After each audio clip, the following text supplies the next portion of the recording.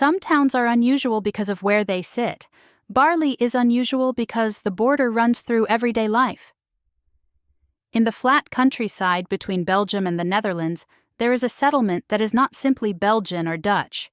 It is both in a pattern so tangled that parts of Belgium sit inside the Netherlands, and smaller Dutch pieces sit inside those Belgian pieces. The Belgian side is called Baarle-Hertog. The Dutch side is Baarle-Nassau. Together, they form one lived-in town, but with a border arrangement that feels almost invented. The reason goes back to medieval land ownership.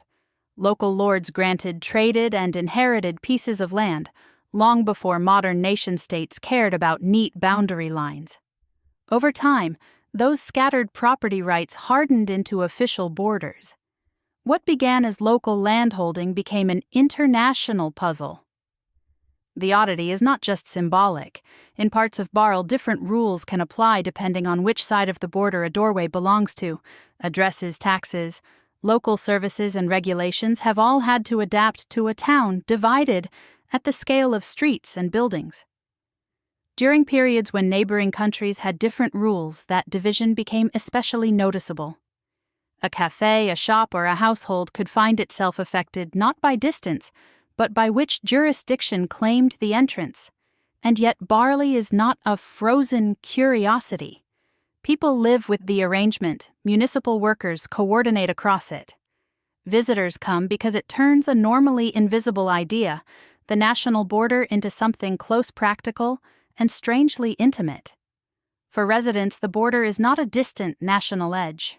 It is part of school arrangements, emergency planning business hours, and the small decisions that make a place function without turning every day into a legal argument. Baarle stands out because it proves a town does not need mountains, oceans, or ruins to feel mysterious.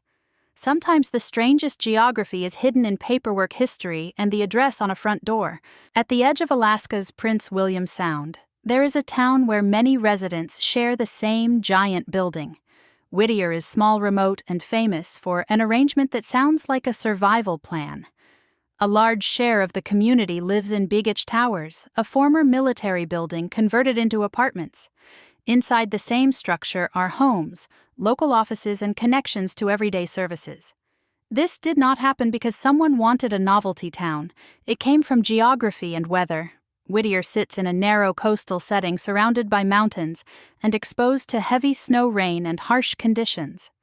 Building space's limited movement can be difficult, and winter can make ordinary errands feel like an expedition. The town's modern shape is tied to the Second World War and the Cold War era.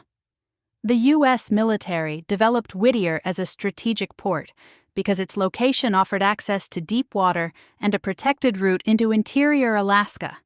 Large practical buildings were constructed for military use.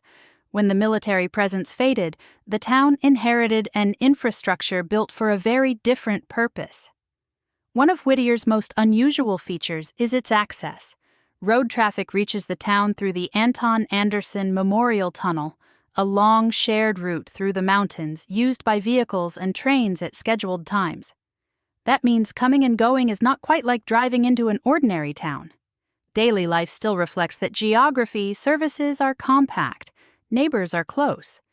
A trip outside town depends on timing, weather, and tunnel access. Isolation is not just a feeling, it is part of the routine.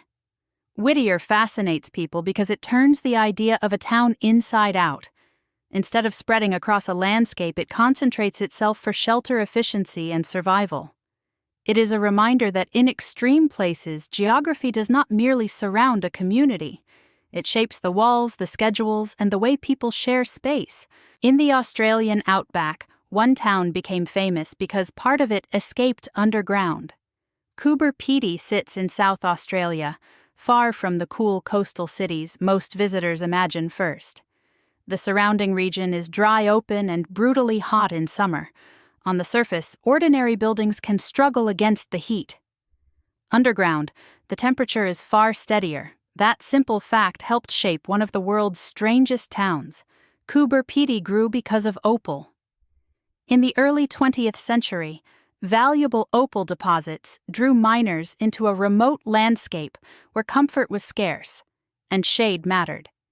Digging was already part of work, so some residents began living in dugouts carved into the ground.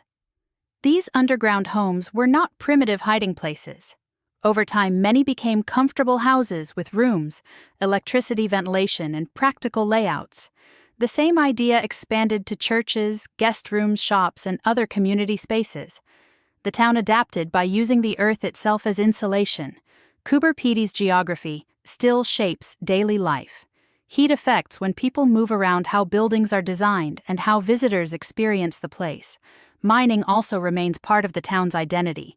The ground is not just scenery, it is the reason the settlement exists, the source of its wealth and the shelter that made life more manageable.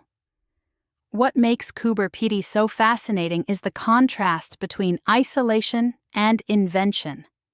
In a harsh place, people did not simply endure the environment, they redesigned the town around it. They turned mine-like spaces into homes, and a remote opal field into a settlement known around the world. Coober Pedy proves that an unusual town does not always come from a strange border or a single building. Sometimes it comes from a question every settlement must answer if the land is difficult. How do people stay? Here, the answer was to live partly inside the land itself,